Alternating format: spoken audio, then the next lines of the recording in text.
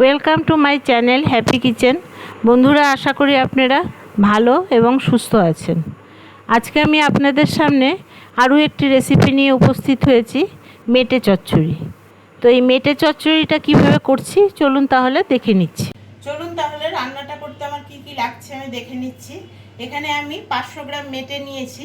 মেটেটাকে আমি একটুখানি 3-4 কোয়া রসুন দিয়ে সেদ্ধ করে নিয়েছি। মেটেটা রসুন দিয়ে সেদ্ধ করে নিলে কি হয়, মেটের যে একটা বাজে গন্ধ সেটা চলে যায়। এখানে আমি দুটো বড় সাইজের আলু ডুমো ডুমো করে কেটে নিয়েছি।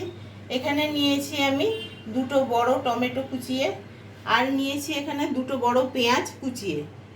লঙ্কার গুঁড়ো আমি এখানে নিয়েছি ছোট 1 চামচের লঙ্কার গুঁড়ো নর্মাল, আর 1.5 চামচ মতন কাশ্মীরি লঙ্কার গুঁড়ো ওই একই চামচের। এখানে আমি ওই একই সবই কিন্তু আমার একই চামচের মেজারমেন্ট করা আছে। এখানে নিয়েছি 3 চামচ ধনে গুঁড়ো, হলুদটা নিয়েছি আন্দাজ মতো, নুনটাও তাই। আর এখানে নিয়েছি আমি 3 চামচ মানে 4 চামচের 3 চামচ মতন আদা এবং রসুন পেস্ট। আর নিয়েছি এখানটা ওই ছোট চামচেরই 2 চামচ মতন জিরে গুঁড়ো। আর ফোড়নের জন্য নিয়েছি তেজপাতা, এখানে আছে দারচিনি, এলাচ আর সাদা জিরে। গ্যাসের উপরে কড়াই বসিয়ে নিয়েছি এবং এতে দিয়ে দিচ্ছি সরষের তেল। তেলটা গরম হয়ে গেছে, আমি একটু খুন্তি দিয়ে এটাকে নেড়ে নিচ্ছি ভালো করে। এবারে এই তেলেই আমি আলুগুলোকে ভেজে নেব।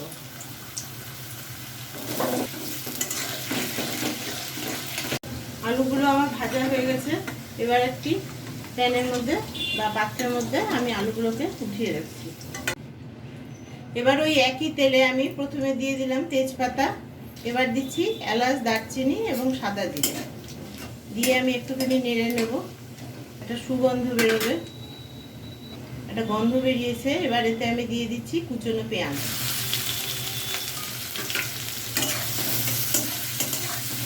পেঁয়াজটাকে আমি হালকা বাদামি করে ভেজে নেব, গাঢ় করবো না। ডিপ রংটা হালকা বাদামি হলে পরে আমার হয়ে যাবে পেঁয়াজ ভাজাটা।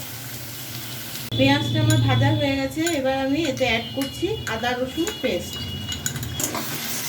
এটাকেও আমি একটু সময় ধরে ভেজে নেব, যতক্ষণ না রসুনের কাঁচা গন্ধ বা আদার কাঁচা গন্ধটা চলে যায়। আদা রসুনের পেস্টটা আমার ভাজা হয়ে গেছে। এবার এতে অ্যাড করছি আমি টমেটো কুচানো। টমেটোটা দিয়ে নাড়াচাড়া করে এবার আমি একটুখানি এতে নুন দিয়ে দিচ্ছি, যাতে কিনা টমেটোটা গলে যায়। নুন দিয়ে আঁচটাকে আমি কমিয়ে দিয়ে ঢাকা দিয়ে দেবো। এটাকে আমি 1 মিনিট মতন ঢাকা দিয়ে রান্না করে নেব। ঢাকনাটা এবার আমি তুলে নিলাম। টমেটো আমার মোটামুটি গলে এসেছে। এতে অ্যাড করছি আমি পরপর মশলাগুলো। হলুদ গুঁড়ো, লঙ্কা গুঁড়ো, এবার দিচ্ছি ধনে গুঁড়ো, জিরে গুঁড়ো, দিয়ে দিচ্ছি নুন। নুনটা সবসময় বলে থাকি আমি, আন্দাজ মতন দেবেন নিজের নিজের টেস্ট অনুসারে।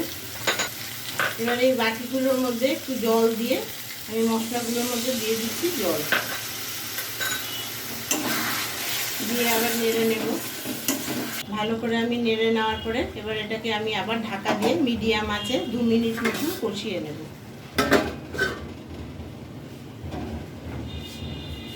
2 মিনিট পরে আমি আবার ফিরে এসেছি।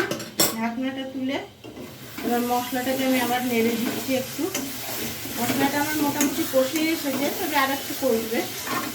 এবার অ্যাড করছি এতে আমি 1/2 চামচের একটু কম চিনি। এবার গ্যাসের ফ্লেমটা কিন্তু আমি হাই করে নিয়েছি। ভাজা হয়ে গেছে কেমন করে বুঝবো? এই যে পাশ থেকে তেলটা রিলিজ করছে। এবার এতে অ্যাড করছি আমি মেটেগুলো। মেটেগুলো দেওয়ার পরে আমি মশলার সাথে ভালো করে মিশিয়ে নিচ্ছি। এবার আমি আর ঢাকনা দেব না, ঢাকনা ছাড়াই গ্যাসের ফ্লেমটাকে হাই করা আছে, ভালো করে কষিয়ে নেবো আরেকবার।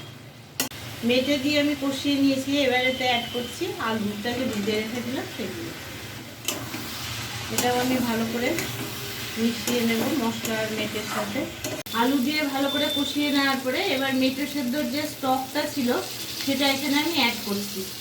আমি এখানটা কিন্তু পুরোপুরি স্টকটাকে অ্যাড করবো না, আপনারা ঝোলটা বুঝিয়ে দেবেন যে যদি একদম শুকনো শুকনো খান তাহলে কম স্টকটা অ্যাড করবেন, আর যদি একটু ঝোল ঝোল ভাব থাকে তাহলে একটু বেশি করে অ্যাড করবেন। আর কথা হচ্ছে এখানটা যে যে স্টকটা আমি ইউজ করলাম সেই স্টকটা কিন্তু গরম থাকতে হবে।